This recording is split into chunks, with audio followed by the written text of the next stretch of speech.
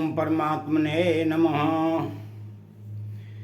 इष्टान भोगान वो देवा दास्यन्ते यज्ञ भाविता तैर्जन्तान प्रदायेभ्यो यो मुंगते स्तेन एव सह। यज्ञ भाविता, यज्ञ से पुष्ट हुए देवता है भी वह तुम लोगों को बिना मांगे ही इष्टान भोगान, कर्तव्य पालन की आवश्यक सामग्री दास्यन्ते देते रहेंगे, तैह उन देवताओं की दंतान दी हुई सामग्री को एभ्य दूसरों की अप्रदाय सेवा में लगाएं बिना। यह जो मनुष्य स्वयं ही उसका भुगते उपभोग करता है सह वह स्ते न चोर एव ही है। अर्थात इष्टान भोगान वो देवा दास्यन्ते यज्ञ भाविता। यहां भी इष्ट भोग शब्द का अर्थ इच्छित पदार्थ नहीं हो सकता, कारण कि पीछे के 11वें श्लोक में परम कल्याण को प्राप्त होने की बात आई है और उसके हेतु के लिए यह 12वां श्लोक है। भोगों की इच्छा रहते परम कल्याण कभी हो ही नहीं सकता। अतः यहाँ इष्ट शब्द यज धातु से निष्पन्न होने से तथा भोग शब्द का अर्थ आवश्यक सामग्री होने से उपर्युक्त पदों का अर्थ होगा। वे देवता तुम लोगों को यज्ञ कर्तव्य कर्म करने की आवश्यक सामग्री देते हैं। यहाँ यज्ञ भाविता देवा पदों का तात्पर्य है कि देवता तो अपना अधिकार समझकर मनुष्यों को आवश्यक सामग्री प्रदान करते ही हैं, केवल मनुष्यों को ही अपना कर्तव्य निभाना है। तैर्दंतान प्रदायेभ्यो यो भुक्तये। ब्रह्मा जी ने देवताओं के लिए ते देवा पदों का प्रयोग किया है क्योंकि उनके सामने मनुष्य थे, देवता नहीं। परंतु यहाँ एभ्य पद जो इंद्रम शब्द से बनता है का प्रयोग हुआ है, जो समीपता का द्योतक है। भगवान के लिए सभी समीप ही हैं। इससे सिद्ध होता है कि अब यहां से भगवान के वचन आरंभ होते हैं। यहां भुक्ते पद का तात्पर्य केवल भोजन करने से ही नहीं है, प्रत्युत शरीर निर्वाह की समस्त आवश्यक सामग्री भोजन वस्त्र धन मकान को अपने सुख के लिए काम में लाने से है। यह शरीर माता पिता से मिला है और इसका पालन पोषण भी उन्हीं के द्वारा हुआ है। विद्या गुरुजनों से मिली है। देवता सबको कर्तव्य कर्म की सामग्री देते हैं। ऋषि सबको ज्ञान देते हैं। पितर मनुष्य की सुख सुविधा के उपाय बताते हैं। पशु पक्षी वृक्ष लता आदि दूसरों के सुख में स्वयं को समर्पित कर देते हैं। यद्यपि पशु पक्षी आदि को यह ज्ञान नहीं रहता कि हम परोपकार कर रहे हैं, तथापि उनसे दूसरों का उपकार स्वतः होता रहता है। इस प्रकार हमारे पास जो कुछ भी सामग्री बल योग्यता पद अधिकार धन संपत्ति आदि हैं, वह सब की सब हमें दूसरों से ही मिलती हैं। इसलिए इनको दूसरों की ही सेवा में लगाना है। शरीर इंद्रियां मन बुद्धि आदि सभी पदार्थ हमें संसार से मिले हैं। ये कभी अपने नहीं हैं और अपने होंगे भी नहीं। अतः इनको अपना और अपने लिए मानकर इनसे सुख भोगना ही बंधन है। इस बंधन से छूटने का यही सरल उपाय है कि जिनसे ये पदार्थ हमें मिले हैं उन्हें उन्हीं का मानते हुए उन्हीं की सेवा में निष्काम भाव पूर्वक लगा दें। यही हमारा परम कर्तव्य है। साधकों के मन में प्रायः ऐसी भावना पैदा हो जाती है कि अगर हम संसार की सेवा करेंगे तो उसमें हमारी आसक्ति हो जाएगी और हम संसार में फंस जाएंगे। परंतु भगवान के वचनों से यह सिद्ध होता है कि फंसने का कारण सेवा नहीं है, प्रत्युत अपने लिए कुछ भी लेने का भाव ही है। इसलिए लेने का भाव छोड़कर देवताओं की तरह दूसरों को सुख पहुंचाना ही मनुष्य मात्र का परम कर्तव्य है। कर्मयोग के सिद्धांत में प्राप्त सामग्री, सामर्थ्य, समय तथा समझदारी का सदुपयोग करने का ही विधान है। प्राप्त सामग्री आदि से अधिक की कामना करना कर्मयोग के सिद्धांत के विरुद्ध है। अतः प्राप्त सामग्री आदि को ही दूसरों के हित में लगाना है। अधिक की किंचित मात्र भी आवश्यकता नहीं है।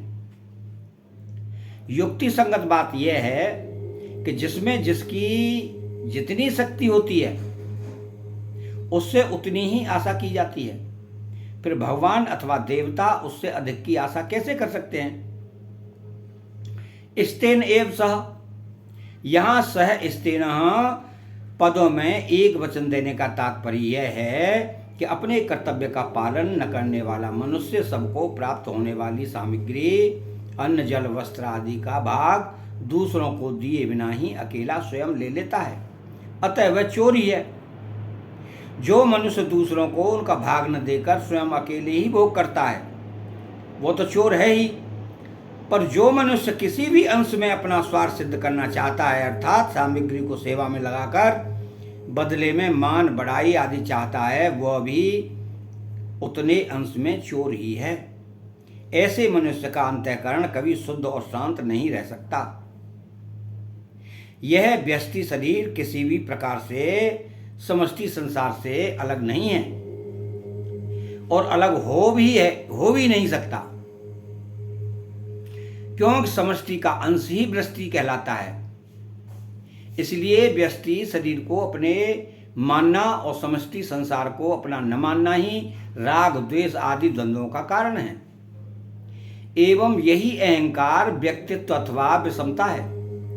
कर्मयोग के अनुष्ठान से ये सब राग, द्वेष आदि सुगमता पूर्वक मिट जाते हैं। कारण कि कर्मयोगी का यह भाव रहता है कि मैं जो कुछ भी कर रहा हूं वह सब अपने लिए नहीं, प्रत्युत संसार मात्र के लिए कर रहा हूं। इसमें भी एक बड़ी मार्मिक बात यह है कि कर्मयोगी अपने कल्याण के लिए भी कोई कर्म न करके संसार मात्र के कल्याण के उद्देश्य से ही सब कर्म करता है। कारण कि सबके कल्याण से अपना कल्याण अलग मानना भी व्यक्तित्व और विषमता को जन्म देता है, जो साधक की उन्नति में बाधक है। शरीर, इंद्रियां, मन, बुद्धि आदि जो कुछ भी हमारे पास हैं वह सब का सब हमें संसार से मिला है। संसार से मिली वस्तु को केवल अपनी स्वार्थ सिद्धि में लगाना ईमानदारी नहीं है। अब कर्तव्य संबंधी विशेष बात यहाँ ये है कि हिंदू संस्कृति का एकमात्र उद्देश्य मनुष्य का कल्याण करना है। इसी उद्देश्य से ब्रह्मा जी सृष्टि के आदि में मनुष्य को निस्वार्थ भाव से अपने अपने कर्तव्य के द्वारा एक दूसरे को सुख पहुंचाने की आज्ञा देते हैं।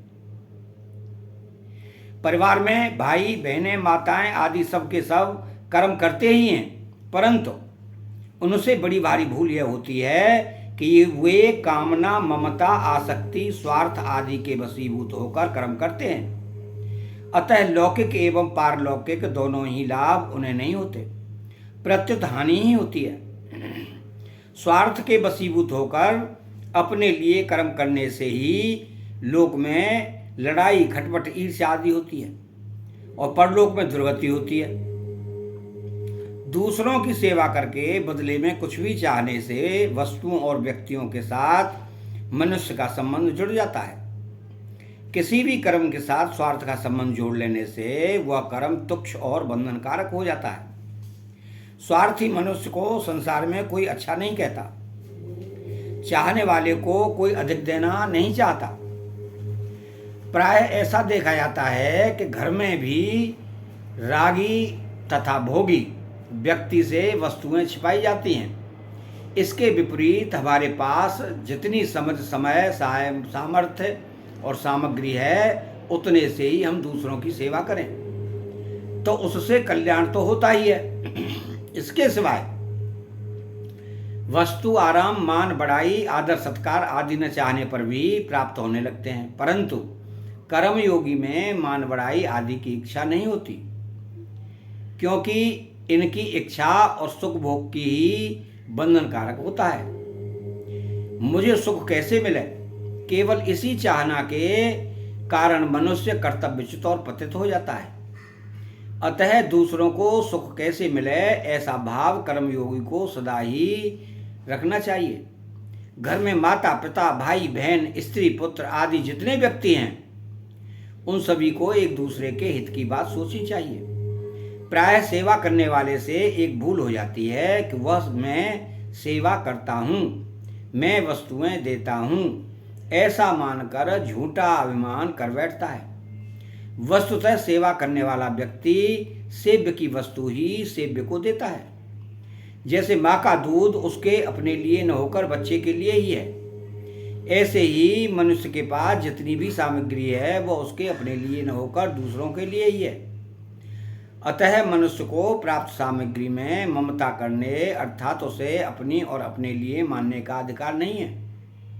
ममता करने का भी प्राप्त सामग्री तो सदा रहेगी ही नहीं, केवल ममता रूप बंधन रह जाएगा। इसी कारण भगवान कहते हैं कि वस्तुओं को अपनी मानकर स्वयं उनका भोग करने वाला मनुष्य चोर ही है।